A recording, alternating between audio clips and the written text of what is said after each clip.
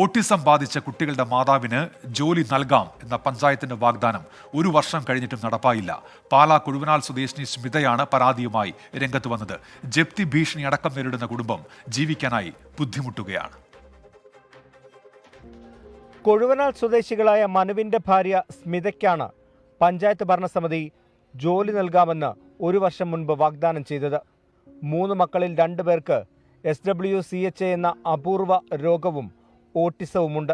ഇവരെ സംരക്ഷിക്കാൻ വരുമാനമില്ലാതായതോടെ വലിയ ദുരിതത്തിലൂടെയാണ് ഈ കുടുംബം കടന്നു പോകുന്നത്. ഈ സാഹചര്യത്തിലാണ് സ്മിതയ്ക്ക് ജോലി നൽകാൻ 2022 നടന്ന പഞ്ചായത്ത് കമ്മിറ്റി തീരുമാനമെടുത്തത്. എന്നാൽ ഇതുവരെ ഇവർക്ക് ജോലി ലഭിച്ചില്ല. ഇത് ഡെപ്യൂട്ടി ഡയറക്ടർ, പിന്നെ അതുപോലെ തന്നെ പഞ്ചായത്ത് ഡയറക്ടർ തിരുവനന്തപുരം, അതുപോലെ തന്നെ അഡീഷണൽ സെക്രട്ടറി തിരുവനന്തപുരം ഇത്തരത്തിലേക്ക് അയച്ചു എന്നാണ് പറഞ്ഞിരുന്നത്, നമുക്ക് രേഖ തന്നിരുന്നത്. പക്ഷേ ഇവിടങ്ങളിലൊക്കെ ആ അപേക്ഷയുടെ കോപ്പി സഹിതം കൊടുത്തപ്പോൾ അവിടെയൊന്നും ലഭിച്ചിട്ടില്ല എന്നുള്ള വിവരമാണ് നമുക്ക് ലഭിക്കുക. ഉണ്ടായിരുന്ന 2.5 ഏക്കർ സ്ഥലം വിറ്റു. വീട് ജപ്തിയുടെ വക്കിലാണ് ഇരിക്കുന്നത്. എന്ത് ചെയ്യണമെന്ന് അറിയത്തില്ല. ഈ വയ്യാത്ത കുഞ്ഞുങ്ങളെയും കൊണ്ട് വീട്ടിൽ നിന്ന് പോലും ഇറക്കി വിട്ടു കഴിഞ്ഞാൽ എങ്ങോട്ട് പോകണമെന്ന് യാതൊരു വിധത്തിലുള്ള അറിവും നമുക്കില്ല. നടപടിക്രമങ്ങൾ പൂർത്തിയാക്കി സർക്കാരിന് അപേക്ഷ സമർപ്പിച്ചുവെന്നാണ് പഞ്ചായത്ത് പറയുന്നത്.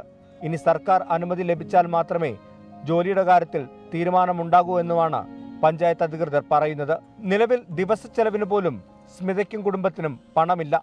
സന്മനസ്സുള്ളവർ സഹായിക്കുന്നത് കൊണ്ടാണ് കുട്ടികളുടെ ചികിത്സയടക്കം മുന്നോട്ട് പോകുന്നത്. ചികിത്സയ്ക്കായി ലക്ഷങ്ങൾ ചിലവഴിച്ചു. ആകെയുള്ള വീടും ഇപ്പോൾ ജപ്തി ഭീഷണി നേരിടുകയാണ്. അതുകൊണ്ട് തന്നെ സർക്കാരിൻ്റെ ഭാഗത്തു നിന്നും അടിയന്തരമായ ഇടപെടൽ വേണമെന്നാണ് ഇവർ ആവശ്യപ്പെടുന്നത്. കോട്ടയത്ത് നിന്ന് ടോബി ജോൺസൺ, 24. ഇപ്പോൾ സർക്കാരിൽ നിന്ന് അനുമതി കിട്ടുന്നില്ല, ഇതാണ് നിയമനത്തിന് തടസ്സമാകുന്നത് എന്ന് പഞ്ചായത്ത് വിശദീകരിക്കുന്നുണ്ട്. ഓട്ടിസം ബാധിതരായ കുട്ടികളുമായി മനു സ്മിത ദമ്പതികൾ നേരിടുന്ന ദുരിതം വാർത്തയായതിന് പിന്നാലെ ചൈൽഡ് വെൽഫെയർ കമ്മിറ്റി ഇടപെട്ടു. കുട്ടികളെ ചികിത്സ ഏറ്റെടുക്കാൻ തയ്യാറാണ് എന്നവർ അറിയിച്ചു. കുഴുവനാലിലെ വീട്ടിൽ നേരിട്ടെത്തി കുട്ടികളെ CWC പ്രവർത്തകർ സന്ദർശിച്ചു. കോട്ടയം ചൈൽഡ് വെൽഫെയർ കമ്മിറ്റി ഒന്നടങ്കം ഈ വീട്ടിൽ വരികയും ഇവരുടെ സാഹചര്യങ്ങൾ മനസ്സിലാക്കി നമ്മളെക്കൊണ്ട് കമ്മിറ്റിക്ക് ചെയ്യാൻ പറ്റുന്ന എല്ലാ സഹായവും സർക്കാരും ഞങ്ങളെല്ലാവരും ഈ കുടുംബത്തോടൊപ്പമുണ്ട്. നമ്മളെക്കൊണ്ട് ചെയ്യാവുന്ന എല്ലാ സഹായവും, പ്രത്യേകിച്ച് കുട്ടികൾക്ക് ആവശ്യമായിട്ടുള്ള ട്രീറ്റ്മെന്റ് മുടങ്ങിയിട്ടുണ്ടെങ്കിൽ അത് കൃത്യമായിട്ട് കൊടുക്കുവാൻ വേണ്ടിയുള്ള കാര്യങ്ങൾ നമ്മൾ ചെയ്യും. അതോടൊപ്പം തന്നെ ബാക്കി കുട്ടികൾക്ക് പുനരധിവാസം ആവശ്യമാണെങ്കിൽ അതിന്റെ കാര്യങ്ങൾ ചെയ്യും.